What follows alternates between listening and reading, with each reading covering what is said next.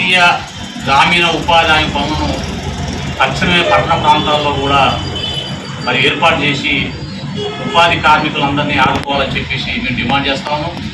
జిల్లా వ్యాప్తంగా మైబాదు, డోర్నకల్లు, మరిపేడ, తొర్రూరు ఈ 4 మున్సిపాలిటీలో కూడా పనులు బంద్ చేశారు.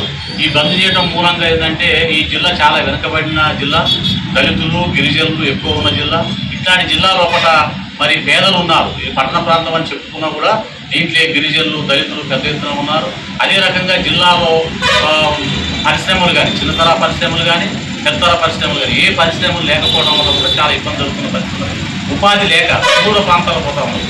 ఈరోజు దూరంకు పోతా ఉన్నారు, హైదరాబాద్కు వలస పోతా ఉన్నారు, మద్రాసుకు వలస పోతా ఉన్నారు, అనేక ప్రాంతాలు. అట్లాగే ఈ జిల్లాలో కూడా అక్కడక్కడ పంటల కోసం కూడా వ్యవసాయ కూలీలు మరి ఆ ఆటోల మీద, ట్రాక్టర్ల మీద దూర ప్రాంతాల్లో పోయి ఇలా పొట్టబోసుకునే పరిస్థితి వచ్చింది. జీవనం మరి గ్రామీణ ప్రాంతంలో వ్యవసాయ రంగంలో వచ్చిన మార్పుల వల్ల ఇలా పనులు కూడా లేకుండా ఉండటం వల్ల సుదూర ప్రాంతాలకు వలసపోయి ఉన్న పరిస్థితులలో జీవనం పోసుకుంటా ఉంటాం. అందులో తక్షణమే ఈ పట్టణ ప్రాంతాల్లో కూడా ఉపాధి పనులు పెట్టాలని మేము డిమాండ్ చేస్తాం.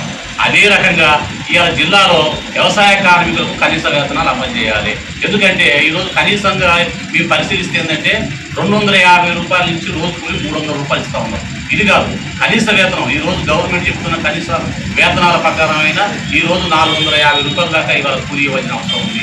ఇవాళ సుప్రీంకోర్టు చెప్పిన ప్రకారం మాత్రం 600 రూపాయలు కూలి ఇవ్వాలి. ఎందుకంటే ఎందుకు మేము ఈ రేట్లు అడుగుతాము అంటే ధరలు బాగా పెరిగిపోయినాయి, నిత్యావసర సరుకుల ధరలు బాగా పెరిగిపోయినాయి. దీని మూలంగా ఏంటంటే ఈరోజు పొద్దంతా కూలిపోయినా ఈరోజు సరుకులు కొనే పరిస్థితులు లేకపోయింది. అందువల్ల మరి ఈరోజు కూలీలందరికీ కూడా కనీస వేతనాలు జిల్లా వ్యాప్తంగా అమలు చేయాలని చెప్పేసి మేము డిమాండ్ చేస్తాము.